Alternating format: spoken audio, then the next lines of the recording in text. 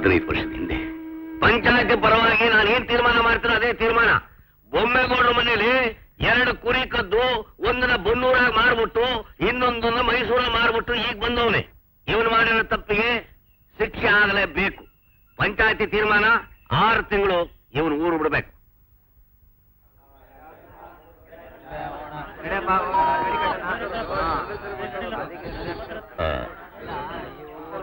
ನಮಸ್ಕಾರಪ್ಪ.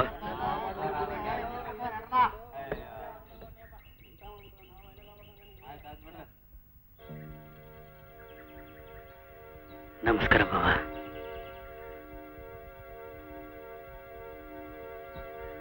Gowda, ಇದೇನಿಲ್ಲಿ? Election ಅಲ್ಲಿ ಸೋತ್ಬಿಟ್ಟೆ ಭಾವ. ಸೋಲು ಗೆಲುವು ನಮ್ಮ ಕೈಲಾಯ್ತಾ? ಪೇಪರ್ನಲ್ಲಿ ಓದ್ದೆ. ಎಲೆಕ್ಷನ್ ಅಲ್ಲಿ ಗೆಲ್ತೀವಿ ಅನ್ನೋ ಆಸೆಗೆ ಹೊಲ ಗದ್ದೆ ಮನೆ ಮಠ ಎಲ್ಲ ಮಾಡ್ಬಿಟ್ಟು ಅಣ್ಣಯ್ಯ. ಈ ಎಲೆಕ್ಷನ್ ಬಾಳೆ ಎಷ್ಟು, ಗೆದ್ರೆ ರಾಜ್ಯ ಸಿಗುತ್ತೆ, ಸೋತ್ರೆ ಬಾಳೆ ಬರಡದ್ದೋಗುತ್ತೆ. ಹೋಗ್ಲಿ ಬಿಡಮ್ಮ, ಕಣ್ಣೀರ್ ಹಾಕ್ಬೇಡಿ. ನಡಿಗೆ ಮನೆ ನಡಿ ನಡಿ.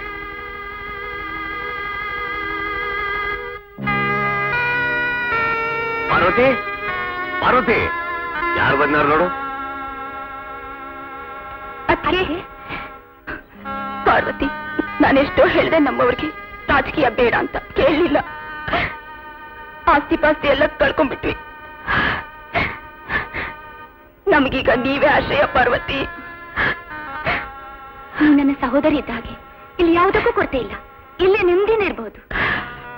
ಪಾರ್ವತಿ, ಬಂದವ್ರಿಗೆ ನೀರು ಕೊಟ್ಟು ಉಪಚರಿಸೋದು ಬಿಟ್ಬಿಟ್ಟು ಮಾತಾಡ್ತಾ ನಿಂತಿದ್ರೆ ಹೇಗೆ? ಹಣ ಹೋದ್ರೆ ಏನಂತೆ, ಆಯಸ್ ಒಂದಿದ್ರೆ ಪಾಯಸಕ್ಕೇನು ಕಡಿಮೆ. ನನ್ನ ಮನೇಲಿ ರಾಜ ಇದ್ದಂಗೆ ಇರ್ಬೋದು. ನಡೀರಿ ನಡೀರಿ ಒಳಗೆ.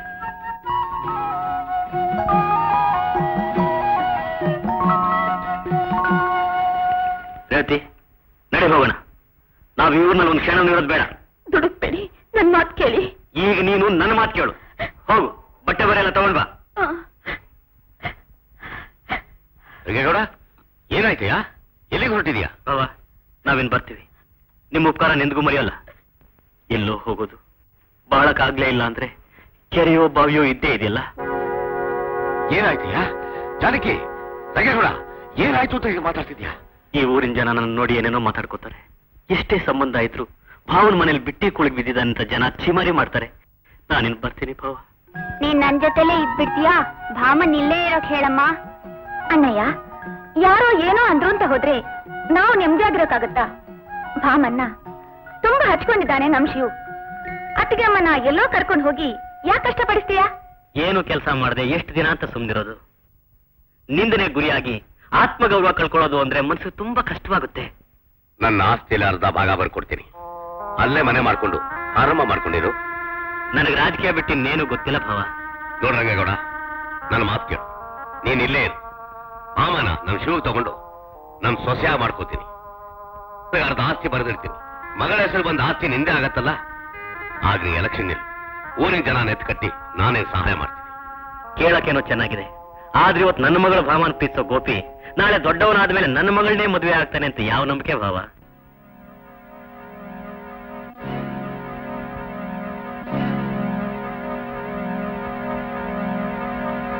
ನನ್ನ ಸೊಸೆ ಹೆಸರಿಗೆ ಅರ್ಧ ಆಸ್ತಿ ಬರೀತೀನಿ. ನಿನ್ನ MLA ಮಾಡ್ತೀನಿ. ಈ ಸಿದ್ದೇಗೌಡ ಆಣೆ ಮಾಡಿ ಹೇಳಿದ ಮೇಲೆ ಅದು ಸತ್ಯ.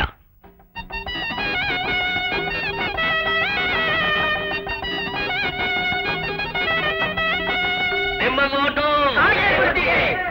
ನಿಮ್ಮ ಓಟು ಯಾರಿಗೆ? ನಿಮ್ಮ ಮತ ಯಾರಿಗೆ? ಪುಟ್ಟಮ್ಮ, ನಿಮ್ಮ ಓಟು ಯಾರಿಗೆ? ನಿಮ್ಮ ಮತ ಯಾರಿಗೆ?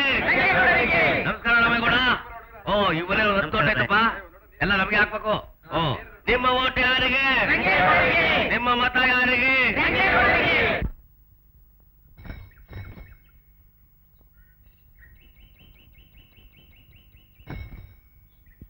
ಪಾರ್ವತಿ, ರೇವತಿ, ಬುದ್ಧಿ ಇದೆ ನನಗೆ. ನಡಿ ಒಳಗೆ.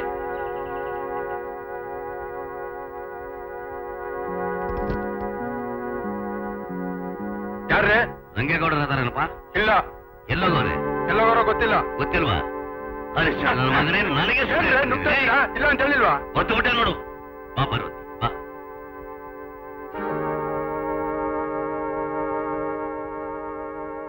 ರಂಗೇಗೌಡ, ತಂಗಿರ ಪ್ರೀತಿ ಮಧ್ಯೆ ಅಡ್ಡ ಬರ್ತೀಯ.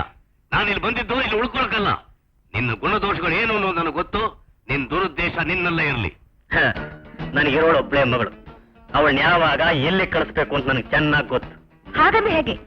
ಯಾವತ್ತಿದ್ರು ಅವಳು ನಮ್ಮನೇಲೇ ಇರ್ಬೇಕಾದವಳು. ಅವಳು ನಮ್ ಸೊಸೆ. ಅದು ಒಂದು ಮನೆನ. ನನ್ನ ಮಗಳು ಈಗಲೇ ನಿನ್ನ ಮನೆಗೆ ಕಳಿಸುವಂತ ಅಭಾವ ಏನು ಬಂದಿಲ್ಲ. ಕಳಿಸ್ತೀನಿ. ಆಗ್ಲಾಗ್ಲ ಹೀಗೆ ನೀವು ನಮ್ಮನೆ ಬರಬೇಡಿ. ನೀವೇನು ಹೊರಡಿ.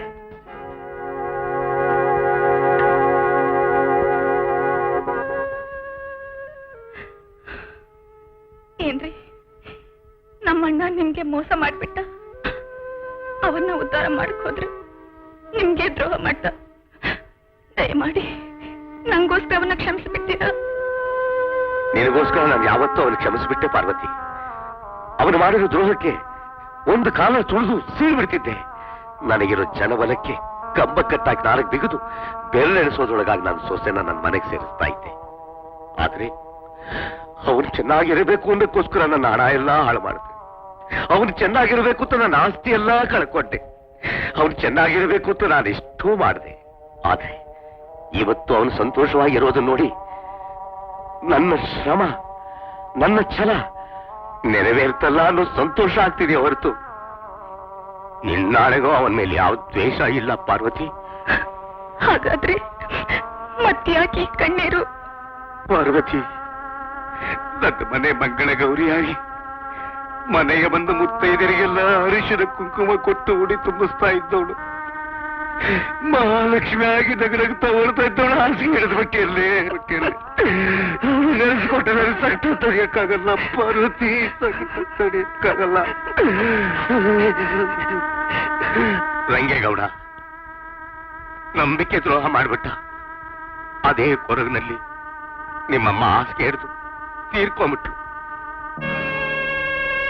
ನೀನಾದ್ರೂ ಓದಿ ಬೆಳೆದು ಬುದ್ಧಿವಂತನಾಗಿ ರಂಗೇಗೌಡರು ಪಾಠ ಕಲಿಸಿ ನಿನ್ನ ಹೆಂಡತಿನ ಮನೆಗೆ ತಂದು ಸೇರಿಸ್ತೀಯಾ ಅಂತ ನಾನಿದ್ದೆ. ಅದು ನಡೀದೇ ಹೋಯ್ತು. ಇನ್ನು ಮುಂದಾದ್ರೆ ಬುದ್ಧಿವಂತನಾಗಿ ನಿಮ್ಮಮ್ಮನ ಆತ್ಮಕ್ಕೆ ಶಾಂತಿ ಬರೋ ರೀತಿಯಲ್ಲಿ ನಡ್ಕೊ. ಇದಕ್ಕೆ ತರ ಇನ್ನೇನು ಹೇಳ.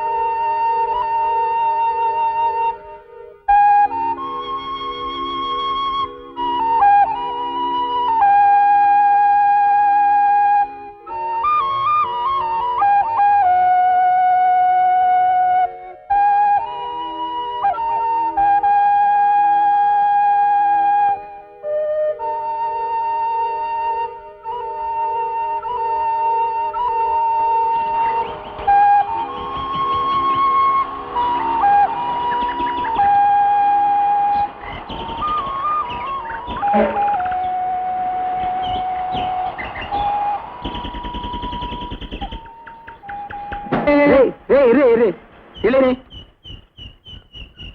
ಎಲ್ರಿ ಹೋಗ್ಬೇಕು? ಬೆಂಗಳೂರು. ಚಿಲ್ಲರೆ ಇಲ್ವಾ? ಇಲ್ಲ. ತಗೊಳ್ಳಿ ಟಿಕೆಟ್. ಹತ್ತಿ.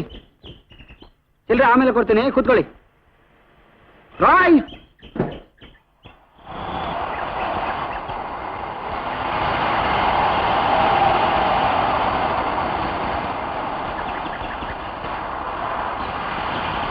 ಮೇಲ್ಕೋಟೆ ಯಾರ್ರಿ? ಮೇಲ್ಕೋಟೆ ಸ್ವಾಮಿ, ಮೇಲ್ಕೋಟವ್ರು ಮಾತ್ರ ಇಳಿಬೇಕಾ ಅಥವಾ ನಾವು ಒಂದ್ ಸ್ವಲ್ಪ ಹೊತ್ತು ಇಳಿಬೋದಾ?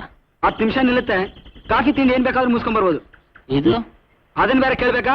ಇಳಿರಿ.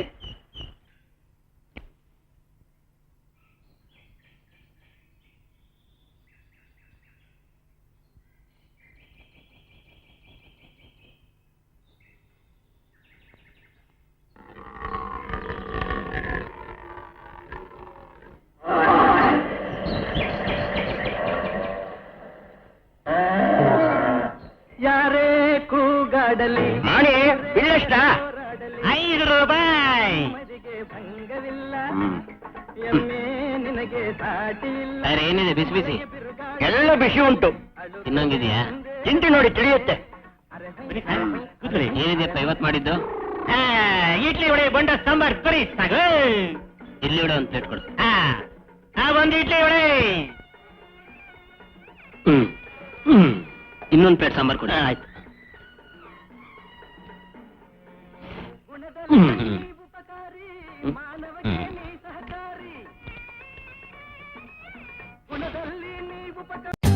For more updates, like, comment, subscribe to our channel.